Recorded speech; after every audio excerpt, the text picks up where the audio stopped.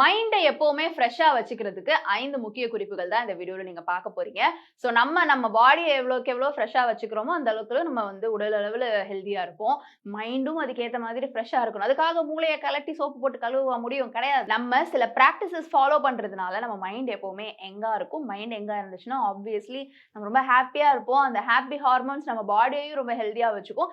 இந்த மாதிரியான நல்ல விஷயங்கள் உங்களுக்கு வேணும் அப்படின்னா நம்பர் 1 நீங்க என்ன பண்ணணும்? ஒரு 30 மினிட்ஸ் ஆவது எக்ஸசைஸ் பண்ணுங்க. டெய்லி மந்தமா ஒரே இடத்துல உட்காந்து ஒரே வேலையை பார்த்துட்டு இந்த உடலை அசைவே இல்லாம வச்சுக்கிறதுனாலயே மைண்டும் அஃபெக்ட் ஆகும். Not only body. ஸோ உங்க மைண்டுக்கு ரொம்ப ஒரு மாதிரி கிளஸ்டர்டா ஒரு மாதிரி ரொம்ப ஓவர் திங்கிங்லாம் பண்றீங்க அப்படின்னா ஒரு வாக்கு இல்ல சைக்கிளிங் இல்ல ஸ்விம்மிங் இல்ல ஏதாவது ஒரு ஸ்போர்ட்ஸ் இதெல்லாம் பண்ணணும் அப்படின்னு சொல்லிட்டு டாக்டர் சொல்றாங்க. அதனால நீங்க ஒரு 30 மினிட்ஸ் ஆவது மினிமம் நீங்க ஒரு எக்ஸசைஸ் பண்ணணும். அதுக்கப்புறம் மேக்சிமம் உங்களுடைய டைம் அண்ட் எனர்ஜியை பொறுத்து.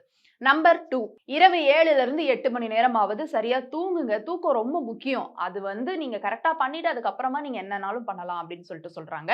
அதனால இரவு 7ல இருந்து 8 மணி நேரம் சரியான நேரத்துக்கு தூங்கி சரியான நேரத்துக்கு எந்திரிச்சிங்கனாலே அந்த ஹோல் டே ரொம்ப ரெஃப்ரெஷ்டா ஃபீல் ஆகும். நம்பர் 3 நல்ல பாசிட்டிவான யங்கான மைண்ட் செட் இருக்கவங்க கூட பழகணும். அதாவது ரொம்ப யங்கா இருக்கிறவங்க கூட தான் பழகணும் அப்படின்னு சொல்ல வரல. அதனால ஓல்டான பீப்புள் கூட யங்கான மைண்ட் செட்டோட இருக்கணும்.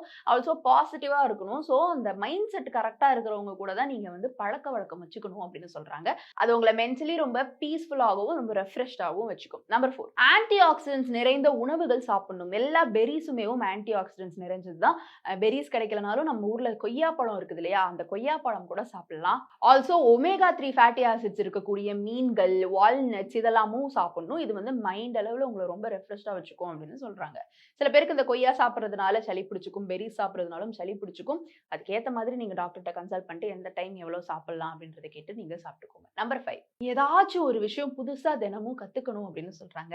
அவ்வளவுதான், ஸ்கூல் முடிச்சாச்சு, காலேஜ் முடிச்சாச்சு, எல்லாமே கத்துக்கிட்டாச்சு, இதுக்கப்புறம் என்ன கத்துக்கிறது, இதுக்கப்புறம் நம்ம வேலை தான் பார்க்கணும் அப்படின்னு இல்லாம நீங்க வேலை பார்க்கறதுலயோ இல்ல சம்மந்தமே இல்லாத விஷயத்துல கூட ஏதாவது புதுசா டெய்லி கொஞ்சமாவது கத்துக்கோங்க அப்படின்னு சொல்றாங்க. இந்த 5 முக்கியமான விஷயங்கள் நீங்க தொடர்ந்து பண்ண உங்களை மைண்ட் அளவுல ரொம்ப யங்காவும் வச்சுக்கும் அண்ட் ரொம்ப ரெஃப்ரெஷ்டாவும் இருப்பீங்க. இந்த வீடியோ உங்களுக்கு பயனுள்ளதா இருந்ததா அப்படின்ற கருத்துக்களை கீழே கமெண்ட் பாக்ஸ்ல ரியா என் கூட ஷேர் பண்ணலாம்.